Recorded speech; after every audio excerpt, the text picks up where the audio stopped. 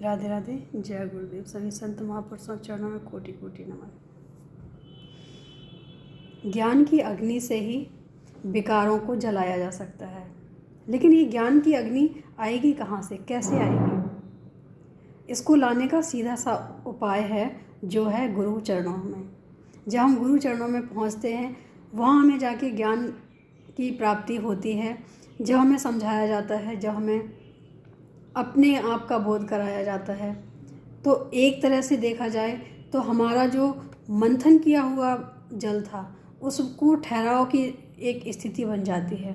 जब ठहराव की स्थिति बन जाती है तो जैसे पानी में साफ चीज़ें दिखाई देने लग जाती हैं, वैसे ही हमारे अंदर के विकार भी वैसे ही दिखाई देने लग जाते हैं। तब जाके हमें पता चलता है कि हमारे अंदर बुराई क्या है, हमारे अंदर अच्छाई बहुत कम है। तो उस जगह पे अगर देखा जाए तो हमें जलाने की आवश्यकता भी पड़ती है, लेकिन उसके लिए ज्ञान की आवश्यकता पड़ती है। और ज्ञान हमें गुरुवर से मिलता है, सत्संग से मिलता है। जब हम सत्संग में जाके, गुरुवर के चरणों में जाके इन चीज़ों का ज्ञान प्राप्त करते हैं, तब जाके हम उसको जलाने की भी कोशिश करते हैं कि इसके उपाय क्या हैं, इसके कारण क्या है, ये कहाँ से आता है, ये कैसे जाता है। ये हर चीज़ की खोज शुरू कर देते हैं हम। जब हम इसकी खोज शुरू करते हैं, याद रहे हम जब भी अपना समय अपने लिए निकालते हैं, अपने बारे में सोचने के लिए निकालते हैं, तो किस तरह की हम सोच रखते हैं, ये बहुत मायने रखता है। समय हमारा वही होता है, बुद्धि हमारी वही होती है, लेकिन हमारे भावों में अंतर हो जाता है कि हम किस भाव से किस चीज़ को हम पाना चाहते हैं या किस चीज़ को हम निकालना चाहते हैं। अगर हम छोटी छोटी बातें अपने मन में रखते हैं और समझने की कोशिश करते हैं, तो हर चीज़ हमें साफ साफ नज़र आती है। लेकिन अगर हम नहीं समझने की कोशिश करते हैं, तो कहीं ना कहीं यह हमारी ही गलती होती है। हम किसी और को दोष दें कि उसने हमारे साथ अच्छा नहीं किया, उसने हमारे साथ बुरा किया। तो मुझे लगता है कि जब मुझे पता है कि वो सामने वाला गलत कर रहा है, जब वो हमारे साथ गलत करने की कोशिश भी कर रहा है, तो हम उसको मौका क्यों दे रहे हैं बार बार? हमें कुछ ऐसा करना चाहिए जिससे कि वो भी शांत हो जाए और हम भी शांत हो जाएं।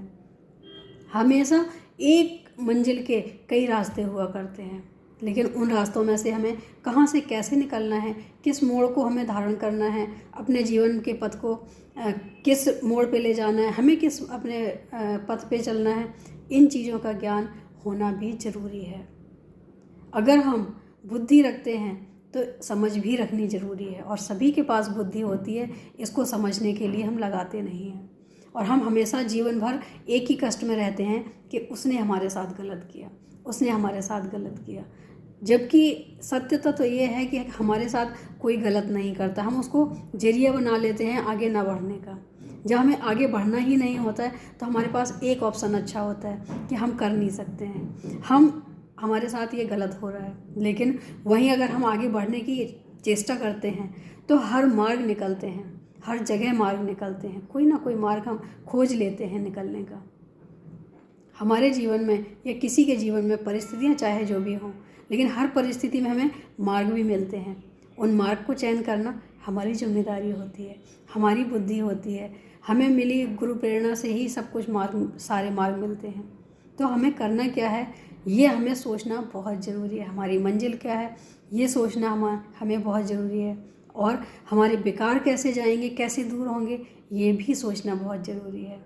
क्योंकि जब तक हमारे मन में विकार रहेंगे, जब तक हमें हमारे मन रूपी जल को स्थिर नहीं किया जाएगा, जब तक उसमें शुद्धता नहीं आएगी, तब तक हमें अपने मन मंदिर में बैठे ईश्वर का भी दर्शन नहीं होगा।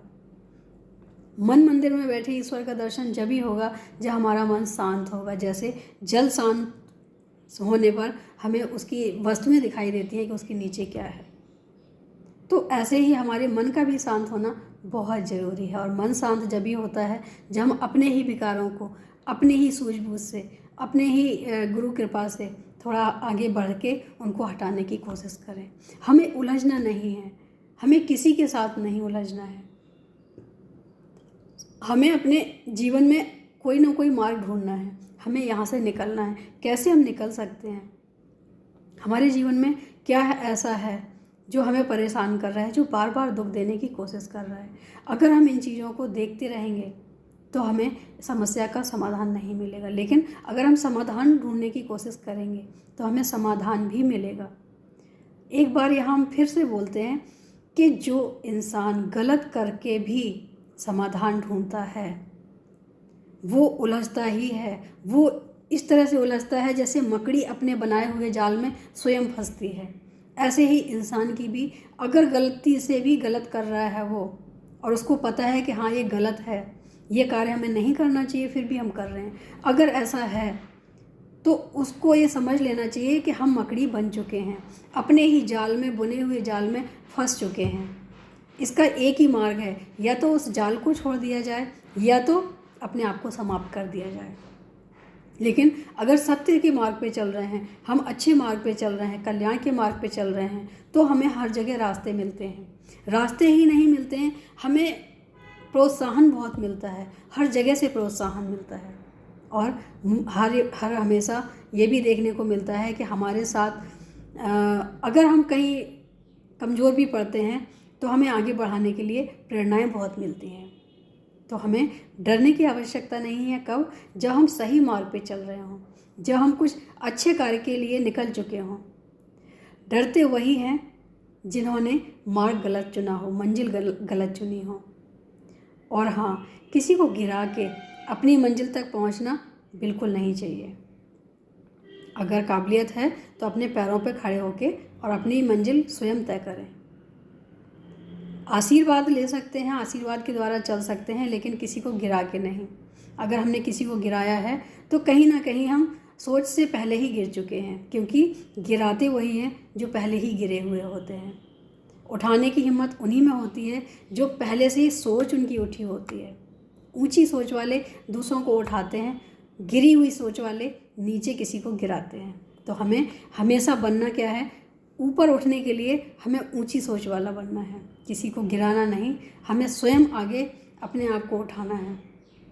हम अगर काबिल हैं तो किसी और का भी हाथ पकड़ के आगे ले जा सकते हैं, लेकिन नहीं काबिल हैं तो स्वयं तो अपनी मंजिल चुन के और अपने रास्ते तय कर ही सकते हैं, बजाय यहाँ वहाँ अपनी नज़र फैलाने के कि कौन क्या कर रहा है, कैसे कर रहा है, क्यों कर रहा है।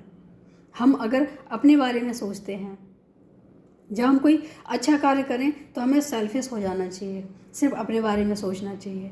अगर हम गलत कार्य करते हैं तो हमें सबके बारे में सोचना चाहिए।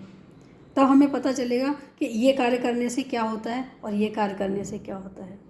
क्योंकि जब हम सबके बारे में सोचते हैं तो हमारा दिमाग बढ़ जाता है, फिर हमें लगता है कि अच्छा है या गलत है। वहीं हम अगर अच्छे कार्य को करने जा रहे हैं, अच्छा कार्य वही होता है जो हम छुपा के नहीं करते हैं, जो छुपाने की ज़रूरत नहीं पड़ती है।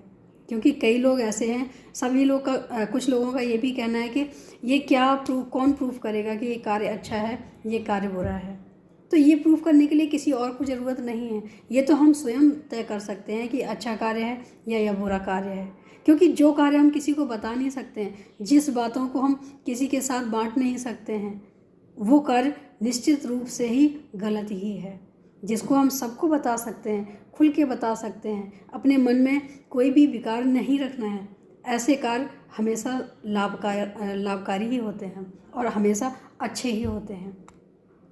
तो अच्छाई और बुराई हम अपने आप से तय कर सकते हैं, किसी से पूछने की ज़रूरत नहीं है कि कौन सा कार्य हम छुपा के कर रहे हैं और कौन से कार्य में हमें कोई आपत्ति नहीं है, कि अगर किसी को पता भी चले तो इसमें हमें कोई आपत्ति नहीं है, तो वही कार्य सही है। तो अपने आप से निर्णय लें, अपने आप से पूछें और आगे चलें। किसी को गिराएं ना, स्वयं उठ के चलें। हो सके तो किसी का हाथ पकड़ लें।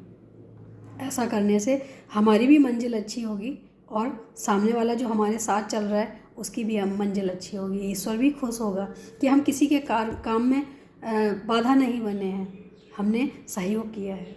करके देखो, अच्छा लगेगा। आज के लिए इतना ही। राधे राधे, जय गुरुदेव।